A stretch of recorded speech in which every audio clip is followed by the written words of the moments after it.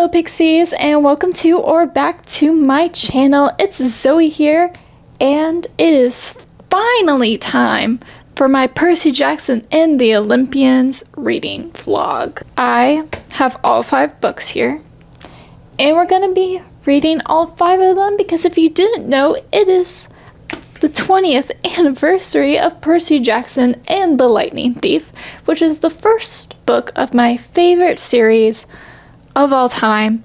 I'm so excited to be finally doing this video. I did promise a Percy Jackson, Heroes of Olympus, and Trials of Apollo vlog last year, and it didn't end up working out because it was my first time ever trying to vlog. But now I think I have a bit of a better handle on vlogging, so we are going to be doing that Percy Jackson vlog, and I am so excited because, like I said before, Percy Jackson and Olympians is my favorite series of all time. I reread this series every summer, and reading this series feels like coming home. It just truly is everything to me, and I'm super excited to be coming back a year later, a year after the last time, basically. I'm just really excited that I'm finally going home, to Percy Jackson. I have my Camp Half-Blood shirt on. I have my stack of books.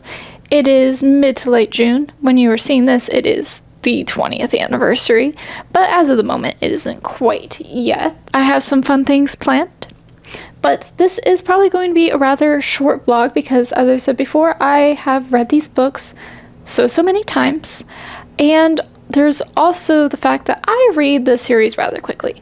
These books, if you didn't know, they are rather short, and also they are middle grade, so the font is quite big. There's a lot of space on pages, so they're even shorter than they look. I'm just really excited to be doing this vlog.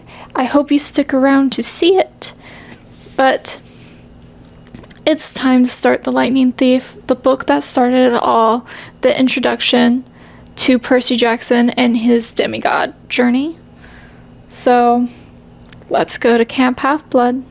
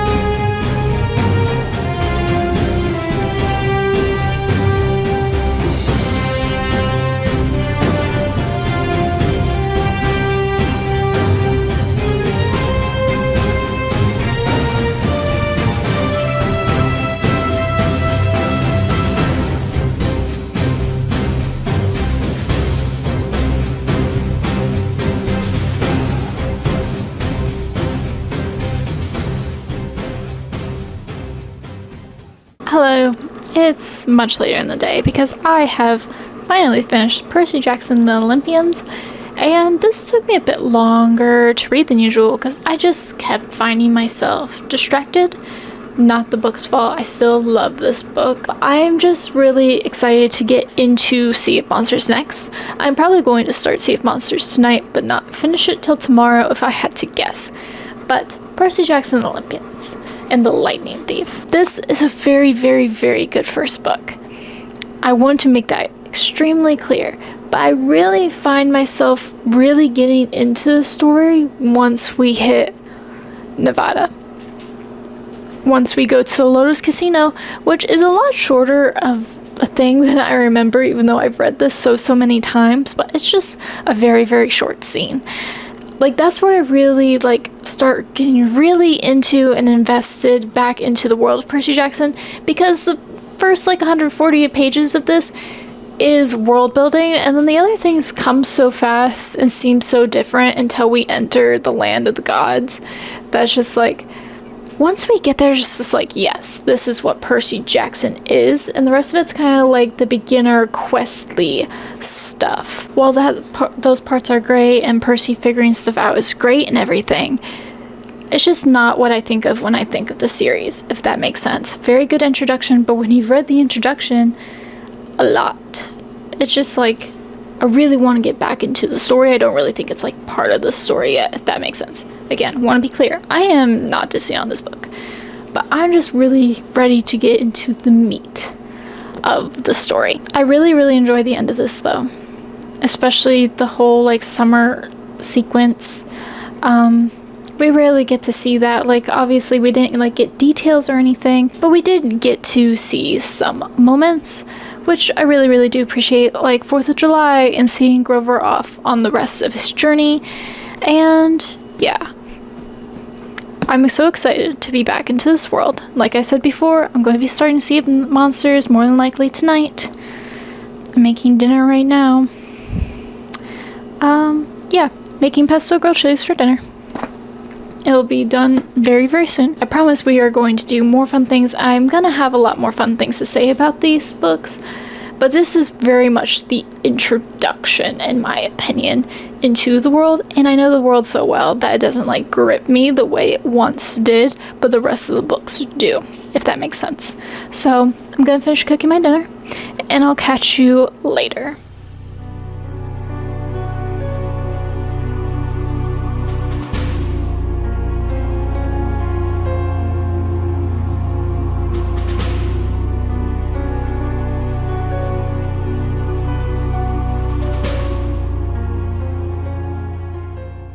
Hello. It is a new day, the next day in fact, and I have indeed finished Sea of Monsters, and I feel like the more I read this one, the more it grows on me, because I remember in the past, like a long time ago when I first started rereading the series over and over again, Sea of Monsters was never really that interesting to me. I loved the first one, and then the third one used to be my favorite. But over the years, this one has just grown more and more on me that I really, really enjoy Sea of Monsters, and I feel like that's not a super popular opinion. I know some people feel like this is just a rendition of the first book, but I just don't really feel that way, and it doesn't have those world-building elements that The Lightning Thief has, which can be a little tiny bit boring when you've read it as many times as I have.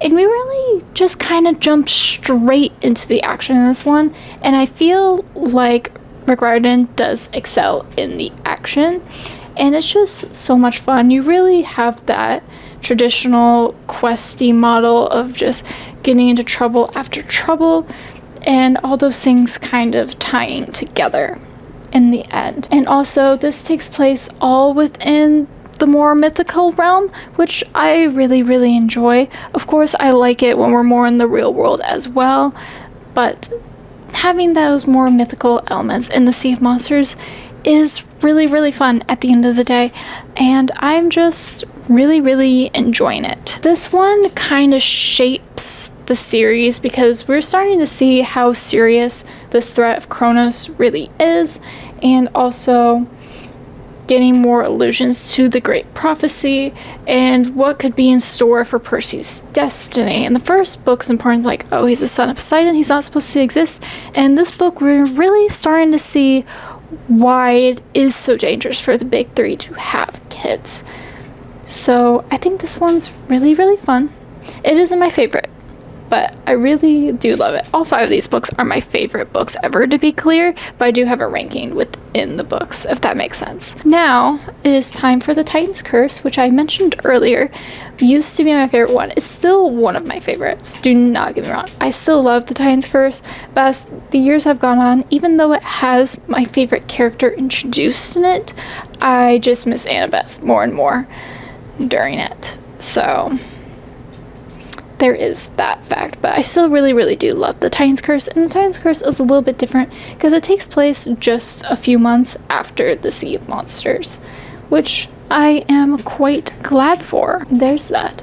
But also, now is time for one of the activities of the vlog, or at least part of it, because I'm going to start it tonight and probably finish it tomorrow, but we are making Percy's blue birthday cake from Battle of the Labyrinth, which is the 4th book. By the time we are done with the cake, it'll be time to read the 4th book, so it will be timely then. And also, we're making the blue cake more so for the 20th anniversary of the Lightning Thief. Of what better way to celebrate than with a cake? So I'm going to be making a blue cake. So I'm going to bake the cake and probably some cupcakes tonight, because it's probably going to be too much because I have a very small cake pan for just one cake. So I'll make some cupcakes, and to make sure I get the blue color right, I'll be cooking a cupcake first before I just put the whole cake into the oven in case I need to add more blue, because my goal is to make a cake that is actually blue. When you look up blue food online, especially blue food related to Percy Jackson, like Sally's Blue Cookies, a lot of them have something in common, and that thing that they have in common is that they are not blue. They are green. And in some cases, they are turquoise or teal. But they are not described as being turquoise or teal in the books. They are described as being blue. So I am on the mission to make this cake as blue as possible. Not teal, not turquoise, but blue. And I'm going to be doing this by using butterfly pea flour powder, because that makes stuff really, really blue, and also doesn't really have a taste to it. And it is just a good food dye kind of thing. So that's what I'm going to be using. I'm also going to be adding it to the frosting. The frosting I'll probably make more of a pastel blue, and then have the cake be a really nice blue. But that's not teal, hopefully.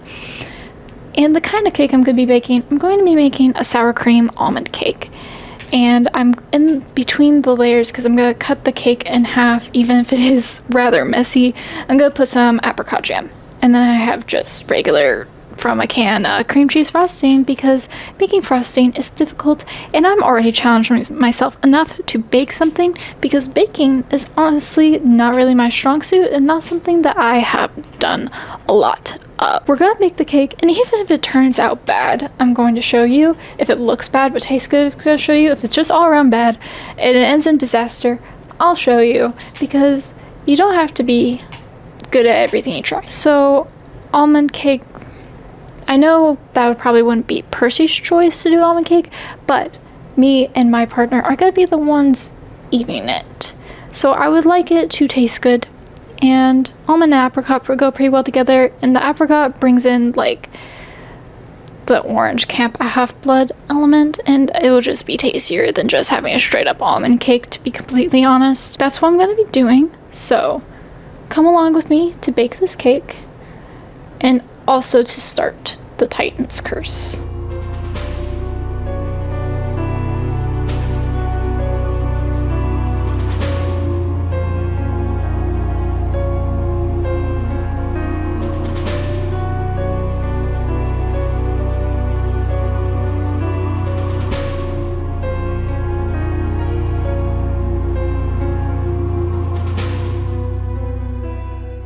Why, hello. I am halfway through the Titan's Curse. You might have just seen a clip of me reading it. And I am checking in with you before I finish the book for once. And I really do love this one. This one is definitely one of my favorites still. It's just so good. And this is an example of, I don't just love the more mythical parts of Percy Jackson. They're in the real world for most of this book. The part I'm currently at, they are in DC, but about to leave DC and everything. And they're gonna travel once again across America. I feel like they're always going so far in such short periods of time. Like, yes, it's possible, but it's just kind of crazy to me. And like, I just love this book so much, and I really like Talia and Percy together. I know in the show they pronounce it Thalia, but I've been saying Talia my whole life because I literally knew a person whose name was spelled the same way, and she pronounced it Talia, and so I was just like so confused when they said Thalia in the show. But that's a separate tangent. But I'm going to continue to say Talia even if it's incorrect, because that's the way I've been reading it for over a decade. So that's what I'm gonna continue to read it as. I love like the inclusion of Talia's and Percy's kind of semi-rivalry friendship, and that neither one really quite knows how to treat each other, and that they push each other's buttons. And the way that Percy acts in this book, I actually really like, because he acts like a young teenager. He acts like a kid. He has jealousy issues. He is very protective of Annabeth. We finally get to see his fatal flaw really play into this book, because it's loyalty. And he will do anything for Annabeth, even if it means breaking a bunch of rules and joining on a quest he's not technically a part of and everything. Because all he wants is to save Annabeth. He doesn't really care about the quest as a whole. He just wants to save Annabeth. And we finally get to see that here. And I love Zoe Nightshade, of course. And in this book, we also get introduced to my favorite character, which I don't know if I've mentioned on the channel before, but my favorite character is Nico D'Angelo, and in this book, he's very much a little kid. No, I don't want to say little. He's very young, and then, of course, in the following books, well, in this book, tragedy happens to him, and he goes down a different road, and he's just a really, really cool character, in my opinion. I think he had the best character development in the Heroes of Olympus and the Trials of Apollo series. And he does have his own book. I just haven't read it yet. Maybe I should read it this summer. I didn't even think about that, but I really should read it, because I really love his character, and I love seeing his perspective in Heroes of Olympus. That's definitely one of the shining parts in that series, in my opinion, is the character development of Nico D'Angelo. And I'm just really enjoying myself. I think the plot in this one's really tight, really good. A lot of things are happening, but like nothing really feels like glazed over. It's just all very fast, because they are on a very, very tight deadline. Once again, the solstice. And I'm just so happy to be back in this world. And like I said before, Sea of Monsters is when things really start to amp up. This is the book where it's like there is going to be war without a shadow of a doubt. Enemies are making moves. We're making moves. It's tactics now. And stuff's happening, and it has to, in order for the series to progress. And I have a lot of fun when I read these. I think the storytelling is just really good, and I have a great time rereading it. All I want to do is get back to reading this book, which I'm about to do momentarily. Also, my blue cake. I know at one point it got cut off. My camera battery died, and I didn't have another battery charge because I went through 2 yesterday for this vlog. But I baked the test cupcake. It turned out real blue, real nice. I was really happy. And then I baked the cake, and the cake is very blue. The top is a little bit browned, but that can happen with cakes. The cake is shorter than I thought, so I don't know if I'm actually going to be able to cut it in half to fill it. I'm a little bit worried about that, to be honest. I don't know if it's really going to work all that well. But we're gonna see what I can do. The top is also very like domed, so I feel like I'm gonna have to like cut it just a little bit to try and even that out. Hopefully it all turns out good. The cake did taste good when we sampled the cupcake. You can taste a little bit of the butterfly pea flour, but it's not like overpowering, and it's not like a bad flavor. It's just kind of like earthy. So there is that. But I will be finishing the cake later today after I finish the Titan's Curse, but before I start Battle of the Labyrinth, probably. I'm going to continue on with the Titan's Curse. I will update you when I'm done.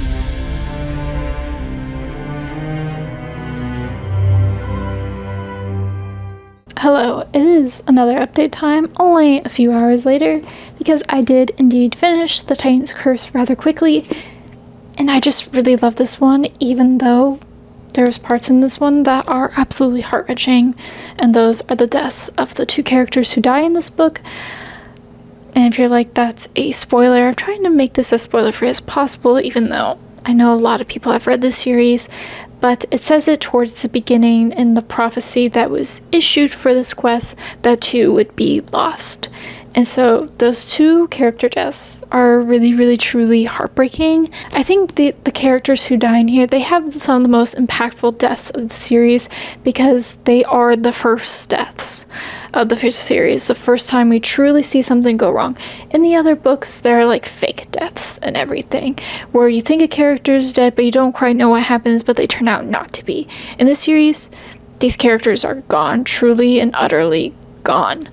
and it's heart-wrenching, and as it says in the books, this is the first blood in this new war, and that really gets you thinking. I also love the part at the Hoover Dam. We ran back into for the first time in the series run into Rachel Elizabeth Dare. Love her character. I am a big fan of Rachel Elizabeth Dare. I think she's a really interesting character, and also if you want to be welcomed into the world of magic and mythology and such, wouldn't you take the chances that she does? I never understood the Rachel hate, but whatever. Also, I just love everything that happens at the Hoover Dam. I think it goes really, really well. Reminds me a bit of the St. Louis art scene from the first book, but it doesn't really play out the same. So there is that fact, but I do enjoy it. But it's like whenever they stop for a break at a monument, I'm like, you can't stop for a break at a monument. I really, really enjoy this one. This one is definitely one of my favorites for a reason. It used to be my top favorite of the 5. It's been moved down a peg or 2 since then, but it is really, really solid, and I really, really love this one. And I have, in fact, just barely began the Battle of the Labyrinth. I'm on page 7, and we have actually just ran back into Rachel Elizabeth Dare after all this time, because this has been months after the previous incident when Percy is touring he's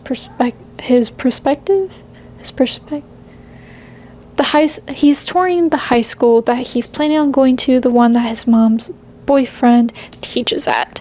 So there is that little fact, and this one is my favorite of the series. We get more of Nico's character in this one. He's barely in the Titan's Curse, but this is where he really becomes Nico, I would say, and becomes like more of a main player character, which makes sense because of what we learn about him at the end of the Titan's Curse.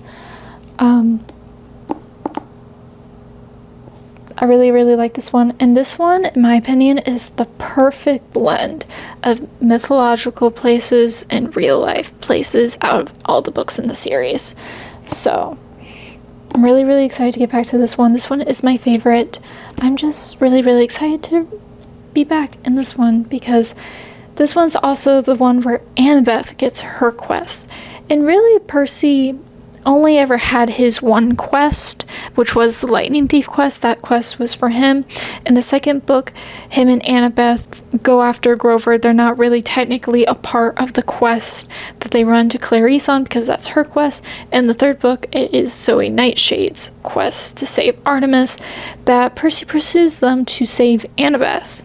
And in this book, this is Annabeth's quest, and of course, Annabeth picks Percy to go with her because why wouldn't she? That's her best friend. They're really good in battle together. She knows he's also smart and can do things that she can't do. He is technically allowed on this quest, at least.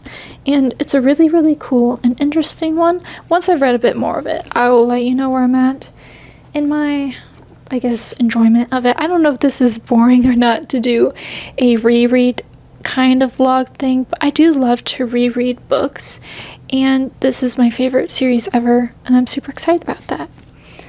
And in just a little bit, probably sooner rather than later, I'm gonna finish out that cake like I mentioned earlier.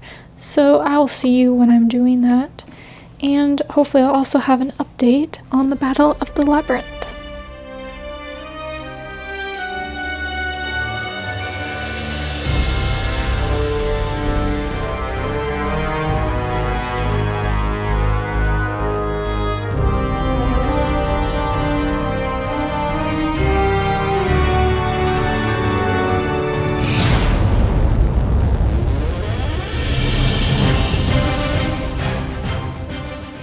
And now for the moment we've all been waiting for. The cake is done.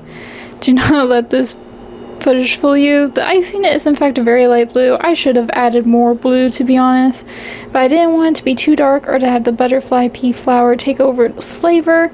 Also add some almond extract to the icing, but it's a very, very pale blue. But I did it. Is it the most beautiful thing in the world? No. But like, who cares? I made a freaking cake, and I've never done that before in my life. So I am honestly pretty happy with it.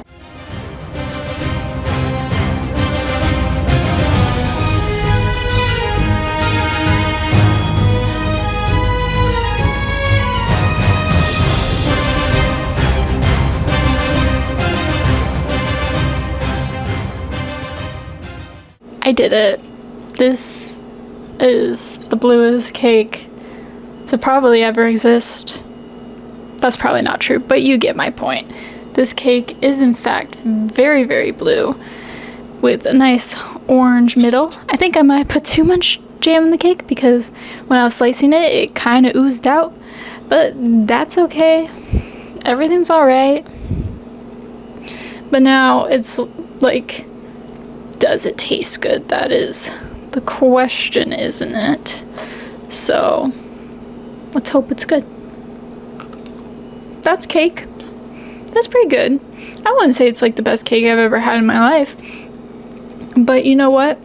It's cake with a nice fruity center, a hint of almond. You can definitely taste that butterfly pea flour a little bit, but that's totally okay. Definitely better with the frosting. Not that's bad, but I am an icing person, and that's pretty good.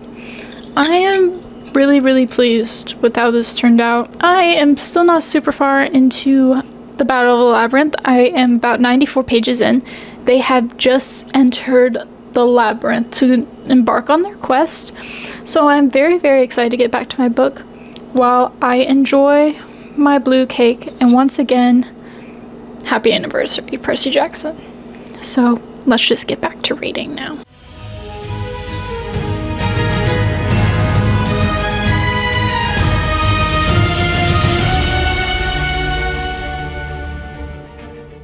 Last night, I finished The Battle of the Labyrinth, and today I have been reading The Last Olympian, and these books are just chef's kiss. So let's go on about the end of The Battle of the Labyrinth.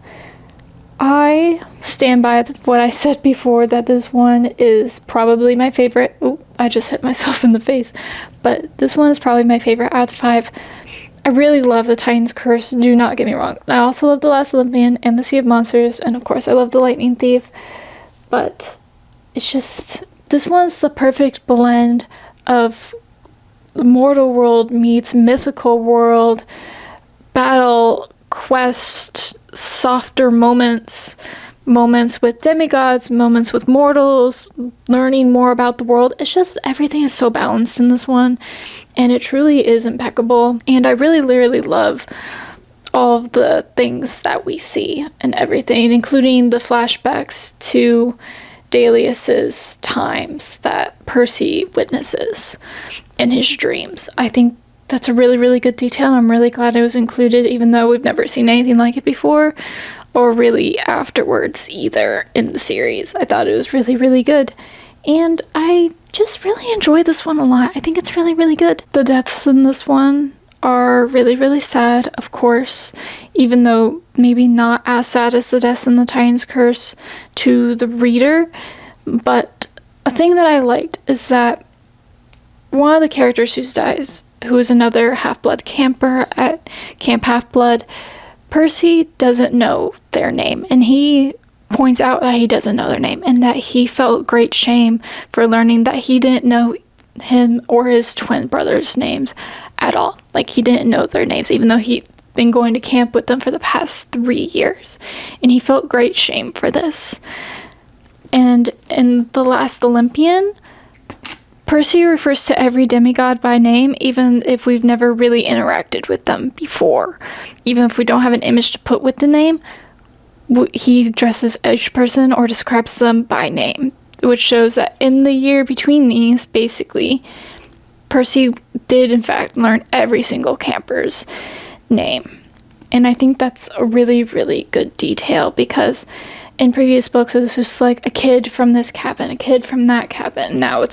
Now there's a name to go with the description.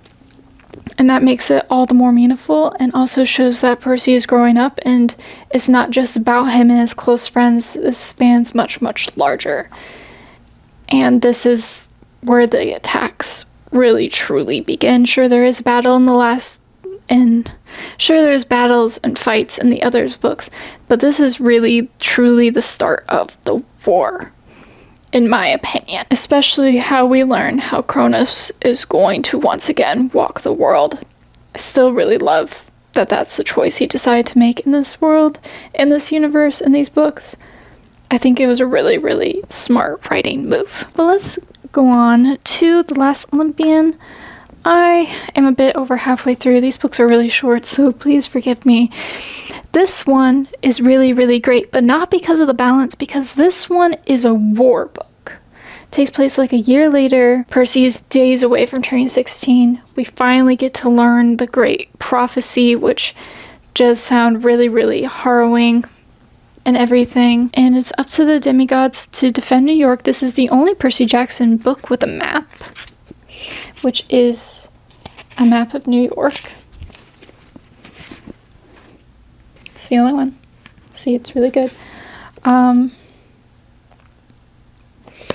And like, this book is just full of battles. It's full of strategy. It's full of making really tough decisions.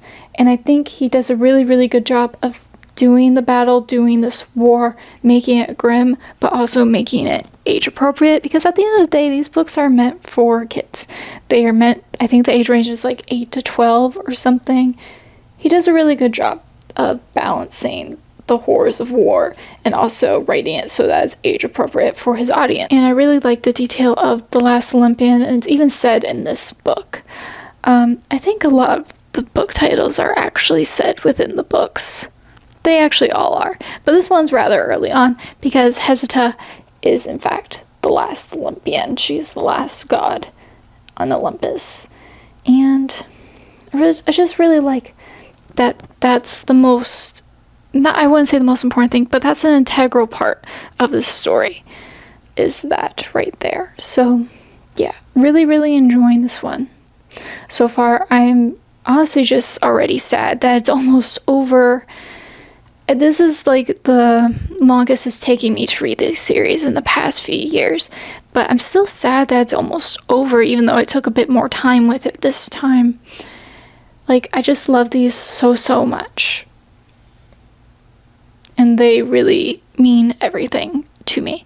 So, what I'm going to do now is I'm just gonna go ahead and finish The Last Olympian.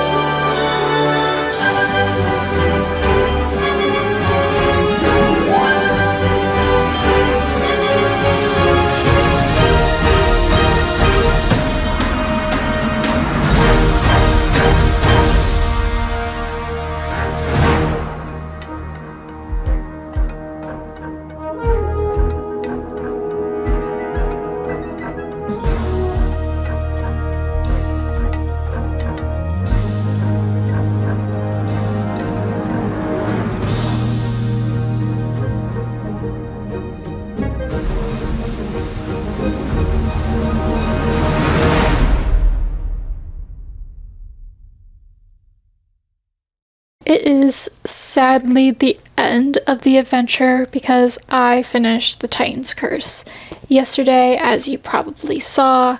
You also probably saw my reading journal page for the series. Hopefully that happened. And back in my Camp Lab blood shirt to close out the video. This book is probably one of the best final books in a series ever. Like, some final books in series just don't really live up to the rest of the series, in my opinion. But this is the perfect end to Percy Jackson and the Olympians. Everything about this book is great, and I had a great time coming back to the final battle and defending Olympus. The wish that Percy asks of the gods is definitely the perfect way to round things out here. And the way it all comes together isn't really, if you're reading the series for the first time, isn't quite what you would expect to happen. And I really like that. I feel like Rick Riordan put a bunch of care into these books. Are they 100% perfect all the time? No. But at the time that he wrote these were not his first books, but his first middle grade books, because he actually did have an adult mystery series before Percy Jackson. The time that these came out, these were really great, and I still stand by the fact that these books are really great and that he put a lot of care into this series in particular. And I think it's really well done, especially this final book here. And Percy is probably one of the best protagonists in middle grade literature, or just in fantasy literature in general. Of course, Percy is a hero character. He's our main character. He is the hero. Except that he doesn't fall into every stereotype of every hero ever, which we see again and again with the comparisons between him and ancient Greek heroes. And that Percy kind of plays by his own rules, and also that he messes up, and not every thing that he's been on, like, he wasn't supposed to be on, like, half the quest that he embarked on. Let's be totally real. Like, he wasn't meant to be there. He just went anyways because, once again, he is the main character. Actions that have consequences. Not everything works out just because he is the main character. And he does have some pretty hard suffering cred. And he's one of my favorite characters in the series. I think he's a really well-rounded character. I think his fatal flaw is the perfect fatal flaw for his character. And I'm sad that it's over. But this one is really solid.